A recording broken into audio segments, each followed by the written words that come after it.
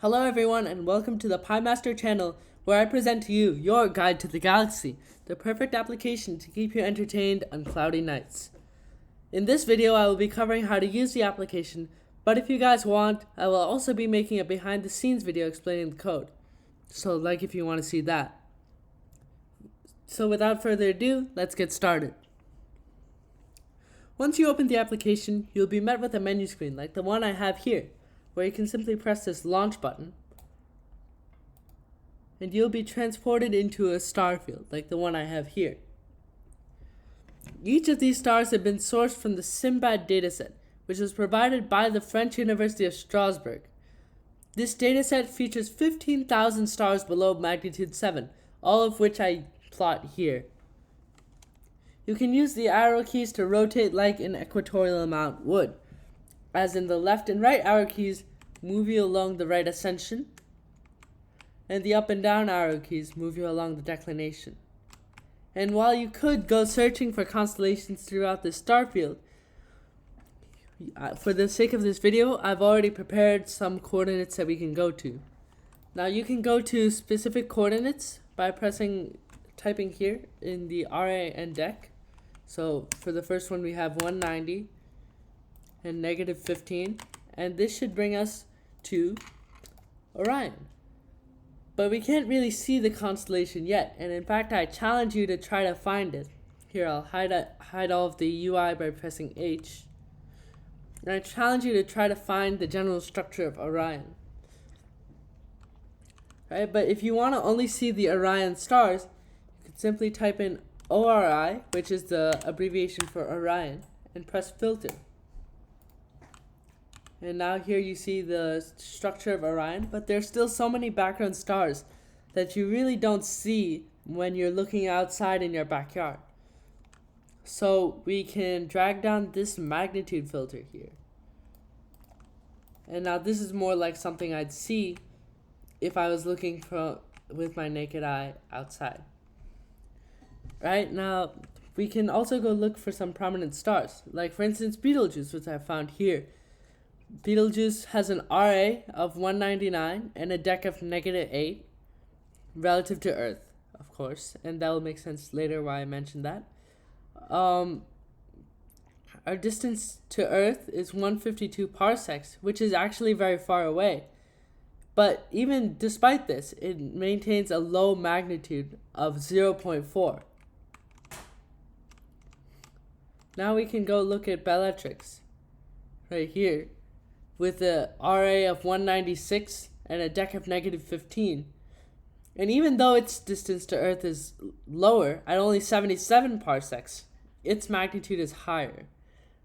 So what we can do is we can actually view the sky from different stars' perspectives. So if we were to click this Go to Star Perspective, we'd now be viewing the night sky from a perspective of somebody who's on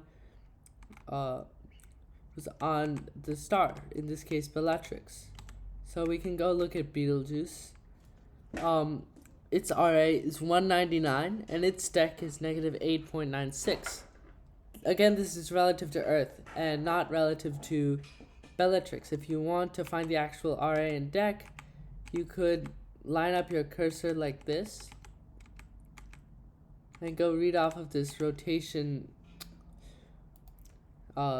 widget here. So in this case it would be 202, -1. And Betelgeuse is brighter from the perspective of Bellatrix because it is closer. See, 152 parsecs from Earth relative to 76 parsecs from Bellatrix. So now we can go back to Earth and go look for some other constellations. First we'd have to clear out these filters and press the filter button again, and now we should see this nice big star field. Now let's go to our next set of coordinates. 42 +65, which would bring us to the Bootes constellation. And we can again filter BOO and pull down the magnitude a bit. And now we can see some stars and booties, like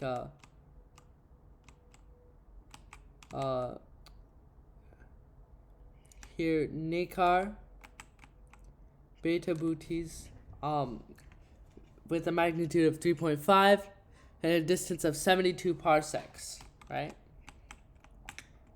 You can also see Cygnus, Gamma Bootes, with a magnitude of 3 and an RA of 67 and a DEC of 66. And is actually pretty close to Earth. And again, you can go to stars and view the sky's perspective from them. So like, for instance, here we can see Neckar. But we can also remove the filters altogether